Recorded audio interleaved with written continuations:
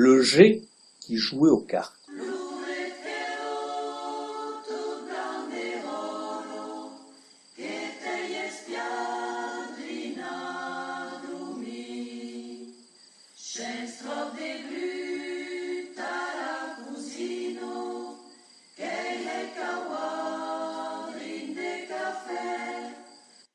L'hiver arrive. Toute la journée, la neige s'est arrêtée à 300 mètres au-dessus de la cabane à mi-pente dans la forêt de hêtres. Seule, par moments, une averse de flocons mous et mouillés vient blanchouiller l'herbe encore verte. La braise rouge s'accumule dans le poêle, et il suffit de rajouter de temps à autre une bûche pour entretenir une température agréable d'à peu près 15 degrés. Avec le mauvais temps, la nuit tombe vite, et aujourd'hui, dès 5 heures de l'après-midi, j'ai allumé la lampe à pétrole. C'est la saison où l'on peut parler de 6 heures du soir et du souper de 7 heures. Le chien s'est pelotonné sur le canapé en face le feu, et le temps se fait propice à raconter une histoire. Et justement, c'est en cette saison qu'elle se déroule, cette histoire. C'est encore un de ces petits villages du haut pays niçois, accroché à mi-pente au flanc d'une montagne qui domine une vallée profonde. Ce village, comme bien d'autres, se situe à une vingtaine de lacets étroits de l'une de ces routes départementales qui font l'orgueil de nos princes républicains. À partir du mois de novembre, il y a plus de noms gravés au monument aux morts que de gens dans les maisons. Je dirais même plus, il y a plus de lampadaires dans les rues que d'habitants au village. Toutes les rues, les façades, l'église, la mairie, le cimetière, et même le monument aux morts sont éclairés toute la nuit. À quoi ça sert? À manque ou à s'habille pas. Mais il paraît que la lumière est l'un des critères de la réélection municipale. Et je ne parle pas de celle qui illumine le cerveau de nos équipes. Sinon, depuis plus de 30 ans qu'elle s'est passée cette histoire, les choses n'ont pas beaucoup changé, sauf que le bar de la place a fermé. Le bar de la place, comme il s'appelait encore, était en ces périodes humides et froides le dernier lieu de convivialité du village. Il faut dire qu'à cette époque, la moyenne d'âge des habitants se situait aux alentours de 70 ans. Même s'il subsistait encore quelques couples d'agriculteurs retraités, la majorité des habitants de l'hiver étaient constitués de veufs ou de veuves, voire de vieilles fratries réconciliées avec l'âge et la sagesse. Si la télévision couleur avait pénétré dans les foyers, la qualité de sa réception permettait tout juste de recevoir 2 chaînes de billes, parasitées et le plus souvent en noir et blanc. Aussi, les activités traditionnelles de début de soirée avaient perduré. Par exemple, les parties de cartes. Et puis, il faut dire aussi que lorsqu'on devient vieux, on a de plus en plus de mal à faire sa provision de bois pour se chauffer au moment des frimas. Alors, profitez de la douce chaleur du poêle du bar de la place quelques heures par jour pour le prix d'un ballon de vin rouge, représentait pour certains une économie de bûches et un peu de confort. Le patron n'était pas dupe, mais la plupart de ses clients, il les avait connus sur les bancs de l'école communale. Entre les bourrasques de l'histoire et le torrent de la vie, il n'en restait plus beaucoup des copains d'avant. Aussi, quelque part, il est préservé. L'assiette de soupe du soir, que certains ramenaient chez eux dans une gamelle entourée d'un vieux chandail de laine, était un cadeau de la maison. Ainsi, à la nuit tombée, les 3 tables carrées du bar de la place se remplissaient d'une petite troupe à cheveux blancs, voûtée par de lourds manteaux. Le patron allumait alors les ampoules électriques à filaments de la salle et posait sur chaque table un tapis de jeu élimé ainsi qu'une boîte en bois brun qui contenait des jeux de cartes et des jetons crasseux. Il jetait 2 grosses bûches dans le poêle et faisait le tour des consommations. Les consommations des habitués étaient toujours identiques, sauf avis contraire du médecin du canton. Vincent, une suze noyée comme d'habitude. Polo, une momie. Madame Berthelot, une petite moresque. Maurice, un blanc sec. Et un ballon de rouge pour Robert. Mireille, toujours un martini blanc dans un petit verre. Et un vermouth pour Modesto. Et un blanc cassis pour Henri. Anselme, un Senzano. Ah non, pas cette fois-ci, tu comprends, le docteur. Alors ce sera une grenadine limonade. Et le patron reprenait. Et une grenadine limonade pour le docteur. Puis il interpellait l'assemblée. Et Joël, il vient ce soir? Oui, oui, répondait madame Berthelot en enlevant son écharpe. Je l'ai vu qu'il allait chez les Simon, voir s'il avait besoin de quelque chose. Il m'a dit qu'il arrivait. Et Noémie, elle est pas là ce soir? s'enquirait Maurice. Non, répondit Mireille, c'est le jour où elle attend le coup de téléphone de son fils. Enfin, Maurice, tu le sais bien. Tout ce petit monde se comptait, s'inquiétait les uns des autres, se rendait mutuellement des services. S'aimer parfois, après s'être détestés, comme les oiseaux d'une vieille coulée. C'était cela pour eux la fraternité.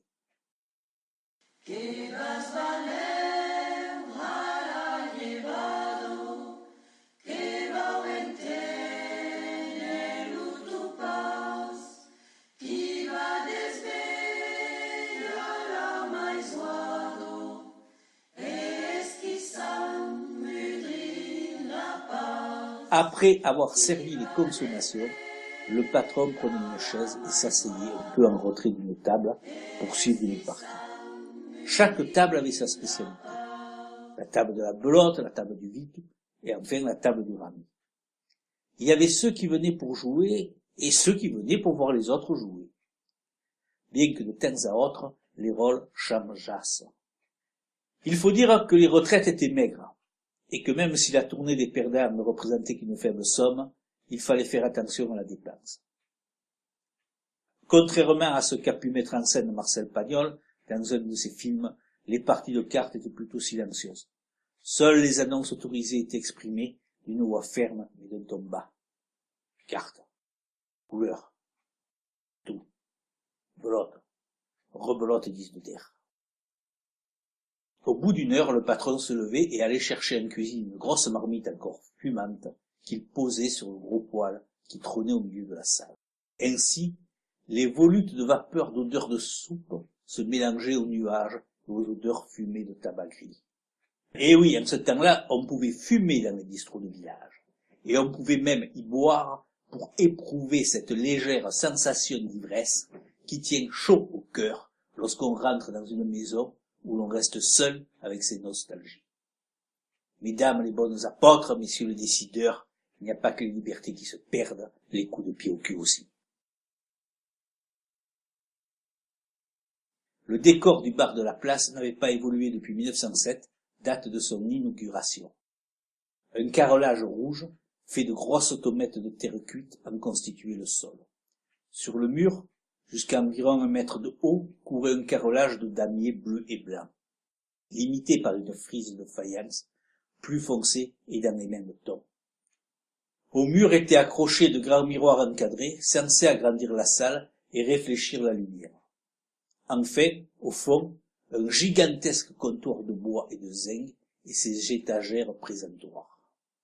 La salle était un peu comme une cour intérieure. Un escalier desservait un couloir suspendu entouré d'une balustrade.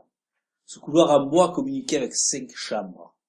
Souvenir du temps où, en plus de noces et banquets, le bar de la place faisait encore auberge pour quelques chefs de chantier de bûcheronnage ou de travaux de voirie. Le plafond et le reste des murs étaient peints en un vert qui avait dû être proche de l'émeraude, avant que les couches de suie et de gras n'altèrent sa splendeur. Il n'y avait pas de vitrine en façade, et seuls 2 fenestrons et la porte d'entrée à demi vitrée laissaient passer la lumière du jour. Le décor est planté, les acteurs et les actrices sont à leur place. Maintenant, mesdames et messieurs, l'histoire peut commencer.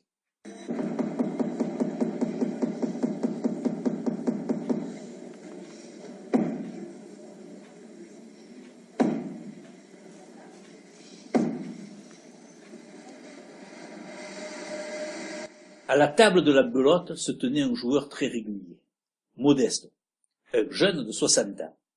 Il était originaire de la vallée de Comboscourt, dans le Piémont, et s'il parlait parfaitement le patois local, lorsqu'il s'exprimait en français, il avait gardé son accent piémontais. Il avait perdu 3 doigts de la main droite alors que partigian, du côté de Bove, il avait lancé une grenade contre un camion allemand durant l'hiver 1944-1945.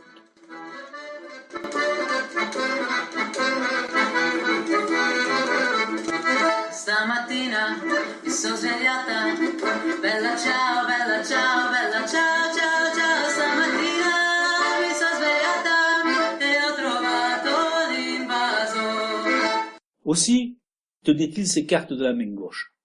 Ce handicap ne l'avait pas empêché de faire plusieurs métiers, bûcheron, maçon, agriculteur et berger. Il s'était mis en ménage tardivement avec une native de la commune. Et à la mort de celle-ci, ses héritiers avaient laissé à Modeste l'usage du petit appartement qu'il occupait dans une maison du village près de la montée de l'église.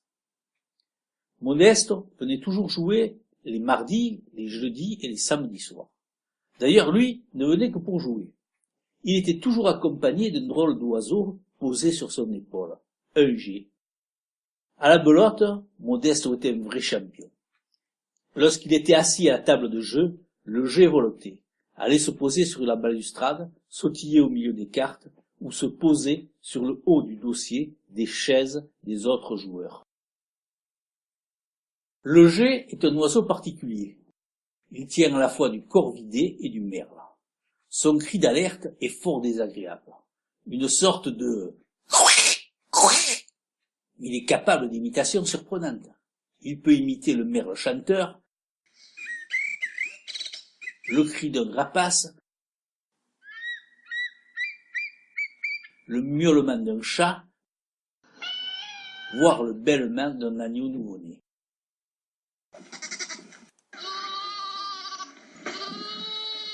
Si au début, les évolutions, les cris du volatile avaient agacé quelques joueurs, concentrés et grincheux, il faisait maintenant partie des invités réguliers. Il faut dire que le G était propre. Il faisait exclusivement ses besoins dans les cendriers. Il y avait toujours d'ailleurs sur la table de Modeste quelques bouts d'arachide ou de cerneaux de noix destinés à son G, ainsi qu'une coupelle d'eau pour qu'il puisse s'y abreuver. À la fin de la partie, une fois le pot du perdant dégusté, Modeste se levait, enfilait son manteau, mettait son écharpe et disposait au creux de sa main mutilée quelques friandises.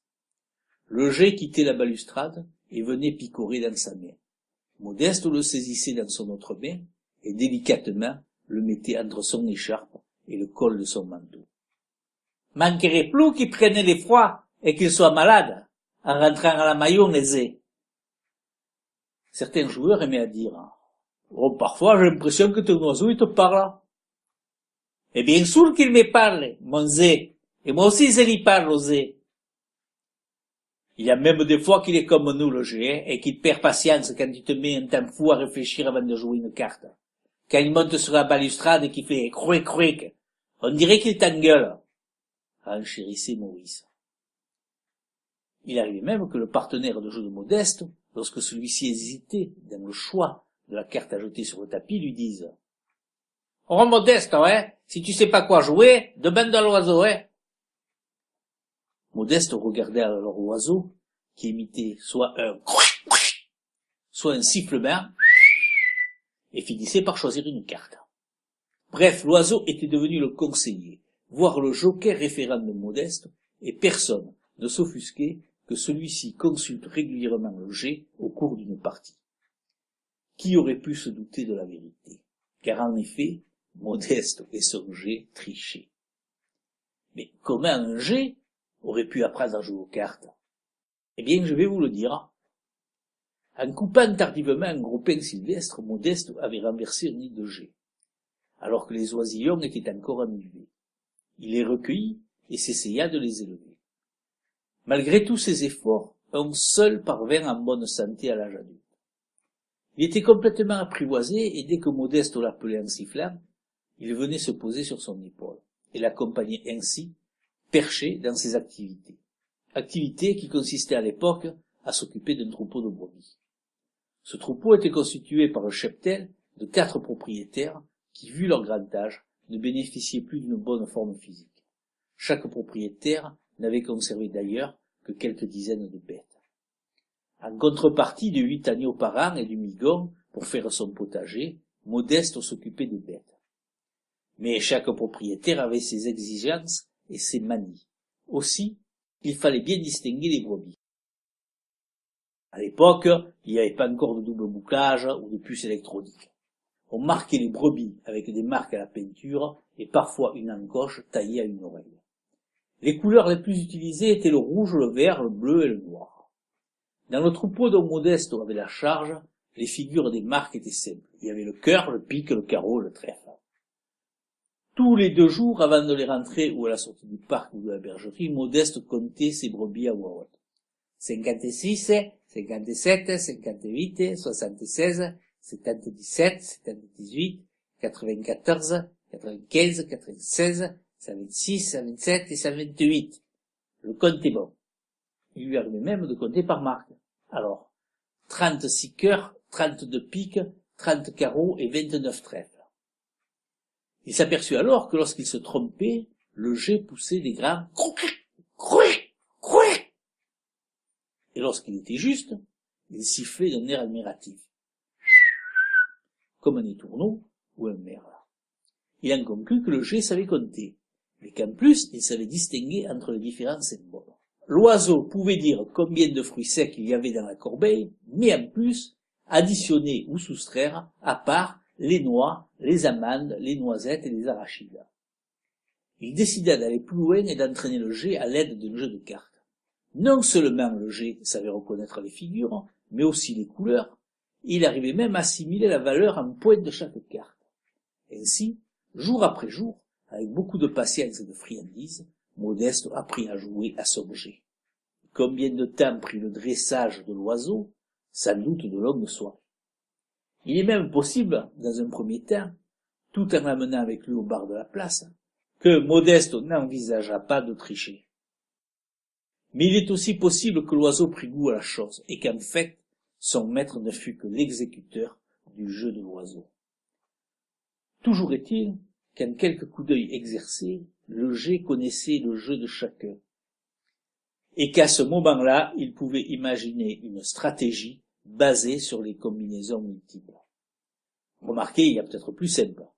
L'observation du jeu des regards des autres joueurs, l'hésitation des doigts sur les cartes, pouvaient renseigner l'oiseau sur les coups à venir. Qui le sait? Au bout de combien de temps les 2 complices rodèrent-ils leur numéro? Nul ne peut le dire. Mais à la fin, le résultat était là. L'équipe de Modeste ne perdait jamais une partie. Pourtant, aucune idée maligne ne tenta jamais Modeste. Il aurait pu jouer des parties d'argent. Il aurait pu aussi aller s'exhiber dans un cirque ou un musical. Qui sait, peut-être finir comme attraction vedette dans un grand hôtel casino de Las Vegas. Mais il est des plaisirs simples qui valent honneur et fortune. Modeste aimait son compagnon ailé et chantant, ses amis, son village et l'assiette de soupe du bar de la place. Peut-être même que ses compagnons de jeu ne furent jamais dupes, sans pour autant se douter de la perfection qu'avait atteint la complicité de l'homme avec l'oiseau. Pas loin du village, il y a sous un grand chêne un petit calvaire dédié à Saint François d'Assise. À ses pieds, un jet y est enterré. Et sur les branches de ce chêne, d'autres jets viennent y conter cette histoire.